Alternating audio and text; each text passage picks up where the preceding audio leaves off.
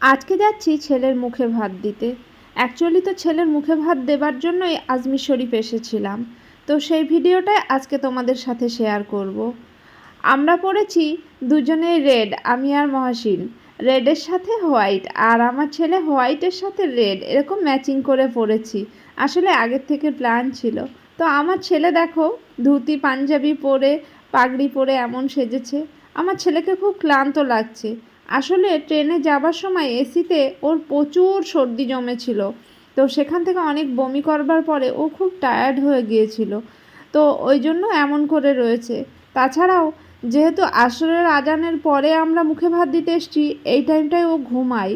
তো ওকে ঘুমাতে না দিয়ে এখন মুখে ভাত দিতে এসেছি ওর।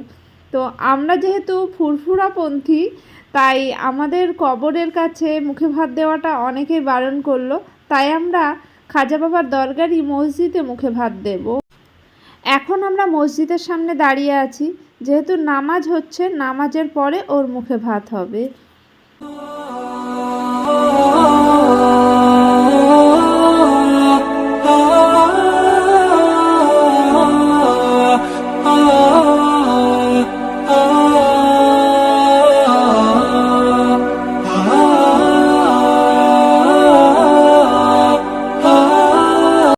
আমরা আজমির শরীফে ছেলের মুখে ভাত দিতে এসেছি কোনো মানত করা বা কিছু আগের থেকে মেনে আসা এরকম কোনো কারণ নয়। শুধুমাত্র আমার শখের কারণে ছেলেকে মুখে ভাত দিতে আমরা আজমির শরীফে এসেছি।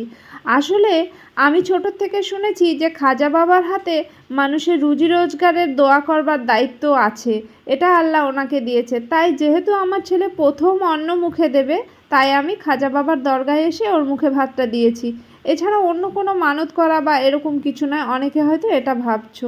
এদিকে মসজিদের নামাজ হচ্ছে, নামাজের পরে দোয়া হয়, দোয়াটা হচ্ছে, দোয়া হয়ে যাবার পরে তারপরে আমার ছেলের মুখে ভাত দিতে মসজিদের ভেতরে নিয়ে যাওয়া হবে।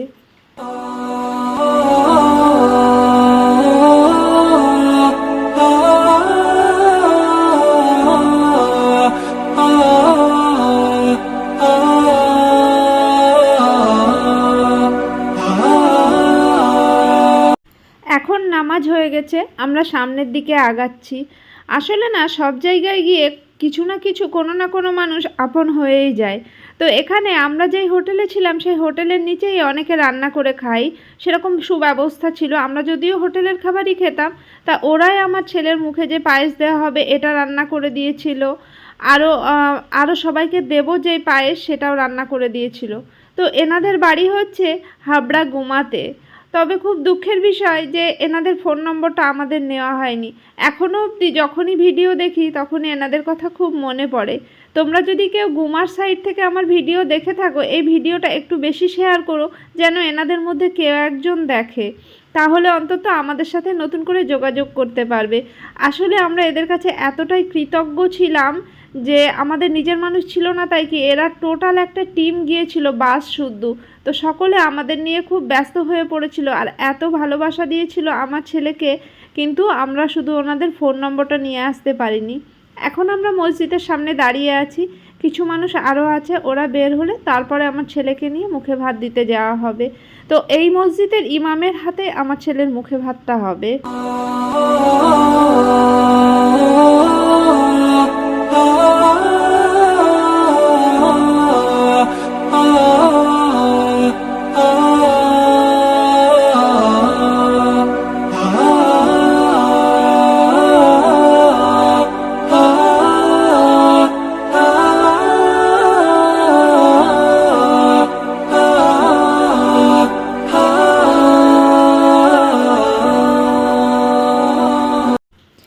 এখন ছেলেকে মসজিদে নিয়ে যাওয়া হচ্ছে।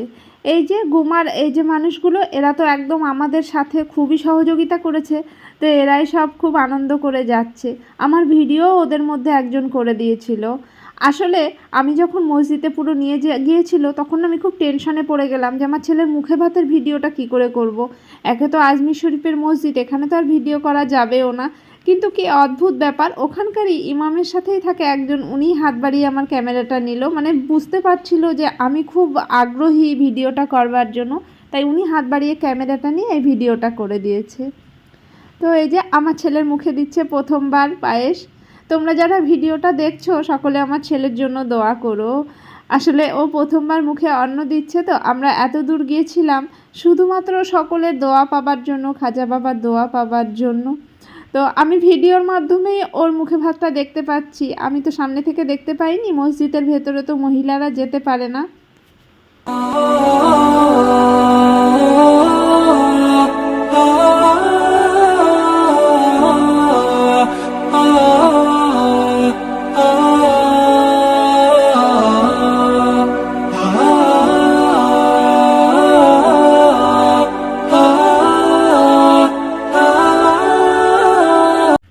মহসিন বলছিল ইমাম সাহেব ওর মুখে এটা দেবার পরে তারপরে তো পানি আনা হয়নি। আসলে আমার মনেও ছিল না যে পানি দিতে হয়, ও তো শুধু দুধই খায়, তাই এই যে খাবারের সাথে পানি দেওয়া এই বিষয়টা মাথায় ছিল না। তো অনেক দোয়া করছিল আর আমার ছেলে সম্পর্কে অনেক কিছু বলছিল। মহসিন পরে যদিও এসে আমাকে বলেছিল। তো আমার ছেলের মুখে ভাত দেবার জন্য এই যে বাটি চামচটা ব্যবহার করেছি, এটা আমার বোন দিয়েছে, রূপোর বাটি চামচ। আসলে ও বলছিল অনেক রকম অনেক জিনিসপত্র, সোনা টোনা এসব তো দেওয়াই যায়, কিন্তু এই যে মুখে ভাত দিচ্ছে আমার দেওয়ার রূপোর বাটি চামচে, এটা একটা জীবনের বড় স্মৃতি হয়ে থাকবে ওর। তো আমার বোন এই রূপোর বাটি চামচটা দিয়েছে। তো এখন এই যে যত মানুষ বসে রয়েছে না, মহাসিন কিন্তু একা, আর ওর সাথে এত মানুষ গেছে, ওরা ওই যে গুমা থেকে এসেছে, ওরা সকলে এরকমভাবে বসেছিল। আর এখানকার ইমাম সাহেব যেমন আজমির শরীফে আমাদের সবার একটা ধারণা আছে যে প্রচুর পয়সা নেয় এটা সেটা বলে, কিন্তু ইমাম সাহেব কিন্তু একদম ওরকম নয়। মানে আমাদের এই ধারণাটা সবার জন্য সঠিক নয়। এখন মুখে ভাত হয়ে গেছে, আমার ছেলে এই যে নিয়ে আসছে, ওরাই সব কোলে নিয়ে অনেক আদর করছে। আর ছেলেকে তো প্রথমবার এরকম খেতে দেওয়া হয়েছে, তো মুখটা কেমন করছে দেখো।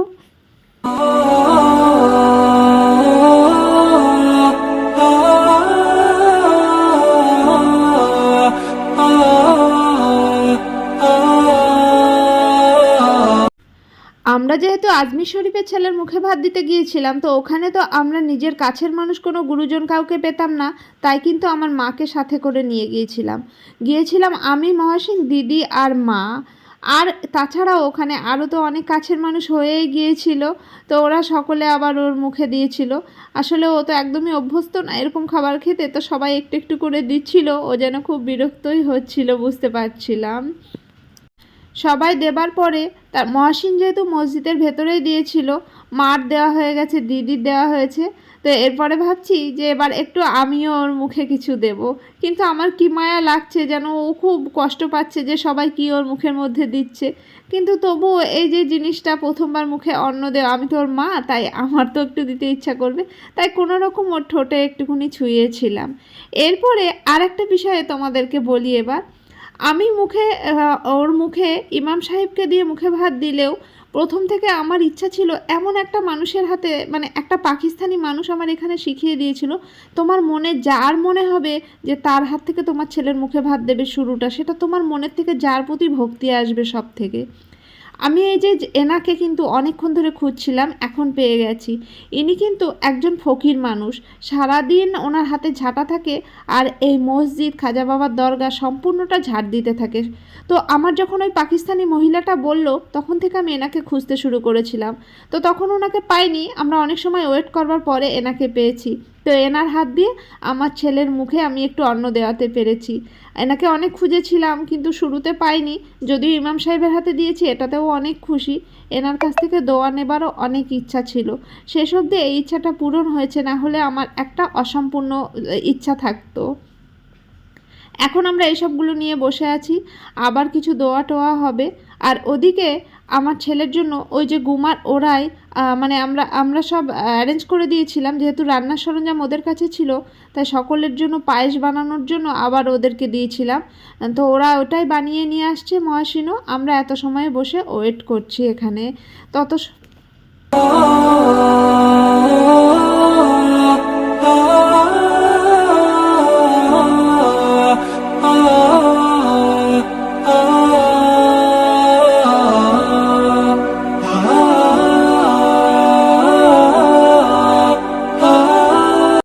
ওদিকে পায়েসটা বানাতে বানাতে এদিকে আবার মাগরিবের আজানের টাইম হয়ে গিয়েছিল।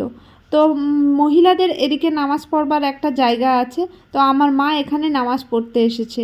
আর এই যে দেখো, আগের একটা ভিডিওতে বলেছিলাম যে কত পার্টি আছে, এরকম চারদিক ছড়িয়ে ছিটিয়ে পার্টি ভর্তি।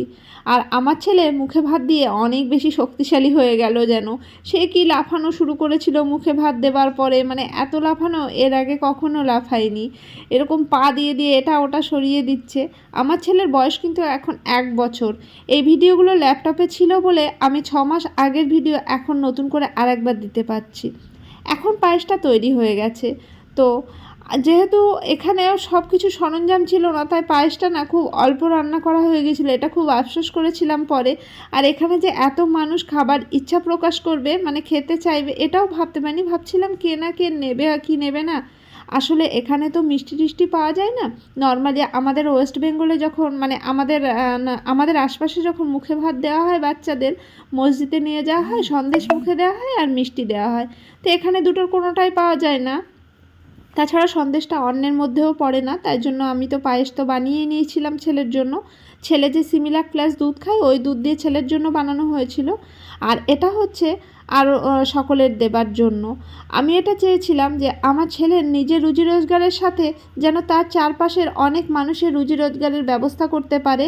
তাই সেই জন্য মুখে ভাতের টাইমে ও অন্নের সাথে সাথে অন্য আর 5টা মানুষেরও দিচ্ছি। তো প্রথমে ভেবেছিলাম কেউ নেবে না হয়তো, কি আমি আসলে এই নিয়মটা আমার জানা নেই, মানে কেউ নেয় কি না আমি তো জানিও না। ও মা, তারপরে দেখি সবাই আসছে নিতে, মানে সবাই এত ইচ্ছে প্রকাশ করছে নেবার জন্য। পরে কি খারাপ লাগছিল, সবাইকে শেষ অবধি কিন্তু দিতেও পারিনি। আসলে রান্নাটা তো এমন খুব বেশিও করা হয়নি বাইরের থেকে গিয়ে, তা ওই গুমার ওই দাদাগুলো ওরা সব সহযোগিতা করেছিল বলেই রান্নাটা হয়েছিল। কিন্তু দুঃখের বিষয় জানো তো, লাস্টে ওদেরকে আর খেতে দিতে পারিনি, কেননা ওরাই বলছিল যে না সকলকে আগে দাও। তো সকলে আমার ছেলের জন্য এত দোয়া করেছিল, মানে এটা আমার ছেলের জীবনের একটা বড় পাওয়া। মা বাবা হিসাবে ওর মুখে ভাতের কি উপহার দেওয়া বা অন্য কোনো কিছু, সেগুলোর গুরুত্ব কতটা ওর জীবনে আসবে জানি না।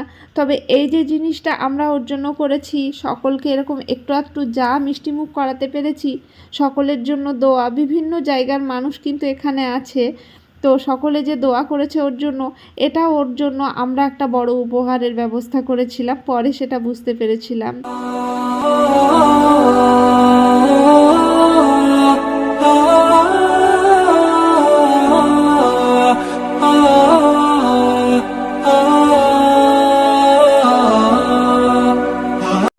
আরও অনেক মানুষ যখন ওদিক থেকে আসা শুরু করেছিল, তখন না আমার মনে মনে কি কষ্ট লাগছে আর ভয় লাগছে, এই বুঝি শেষ হয়ে যাবে, লাস্ট কারা ফিরে যাবে এসে, যেভাবে সবাই আসছে। তো এই ভয়টা আমার খুব লাগছিল।